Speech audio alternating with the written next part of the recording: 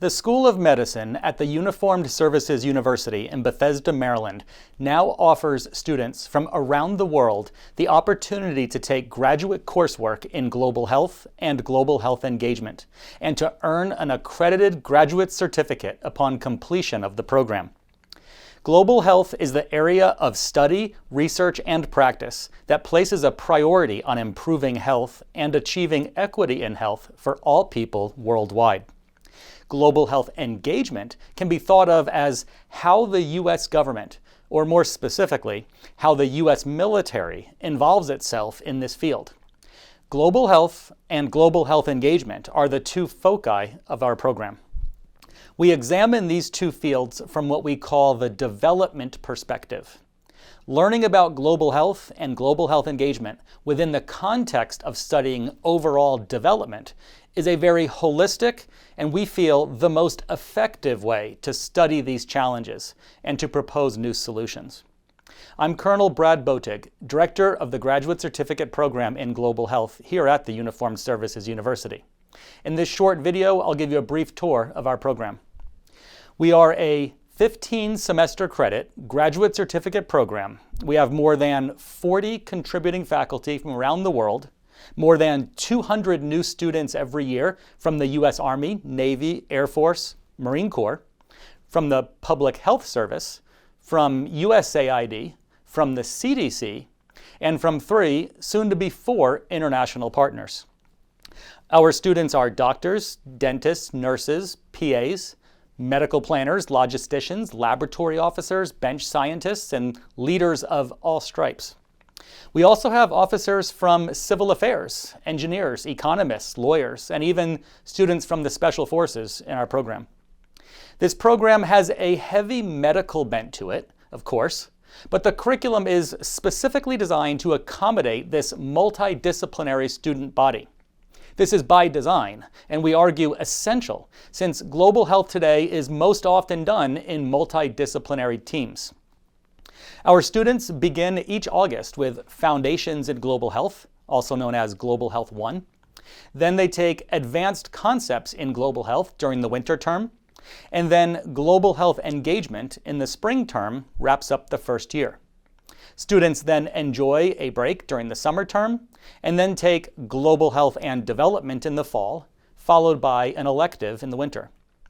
Those 5 courses total 15 semester credits, and students who complete all 15 are awarded the graduate certificate by the university. Accredited graduate certificates are an increasingly popular credential in this field, and we're pleased to offer this one to our students. I should also emphasize that this program is also open to students who might just want to take 1 course or 2 courses to supplement their knowledge or experience in this field. There is no obligation, implied or otherwise, for students to complete the entire program. Completion of a single course is viewed as a positive accomplishment. It's something that can be put on a CV, and a permanent record of that student's achievement, that completion, is maintained on a transcript at the university registrar. As a matter of fact, the U.S. Army Veterinary Corps has determined that the first 3 courses of this program meet their education requirement for their Special Skill Identifier in global health engagement. Likewise, the U.S. Air Force and Navy recognize completion of the entire certificate as meeting the educational component of their SEI and AQD, Special Experience Identifier and Additional Qualification Designator, respectively. I'll show you now how courses within this program are run. We provide students with 1 simple web page per week. We call it a module. And they go through each of these modules 1 per week from top to bottom. Each page consists of an assortment of lectures interspersed with faculty-authored text, linked articles, and other materials that students can read and go through. Oftentimes, the pages will even include recorded panel discussions or other unique materials. Students go through each page at their own pace over the course of the week. While doing so, they can also simultaneously discuss these materials with their classmates on the class discussion boards. The best part, though, and the most fun part about this program, is at the end of each week, once per week, we meet live on Zoom to have seminar-style discussion about the material. We don't lecture on Zoom nor listen to lecture on Zoom. What's fun about these sessions is we've adopted a seminar style that is very informal and academically provocative. And students have affectionately named these class sessions Fight Club due to the frequent spirited debates. In addition to being a lot of fun, we've found this style maximizes educational value, and the students really tend to bond throughout the course of the program, and it's been really nice to see that progression, and real friendships have formed among students in the student body. Many times we also have distinguished subject matter experts join us for these sessions too, and they're all very much in tune with our irreverent style and methods. As a result, in this program, you don't just get to hear from guest speakers, but you get to truly engage with them. Here we have ophthalmologists teaching about how their specialty is best employed in low and middle income countries. We have admirals explaining how we might go about addressing both the health and security issues in countries like Myanmar. And we also get the NGO perspective from civilians who have worked these tense issues on the ground in country for years.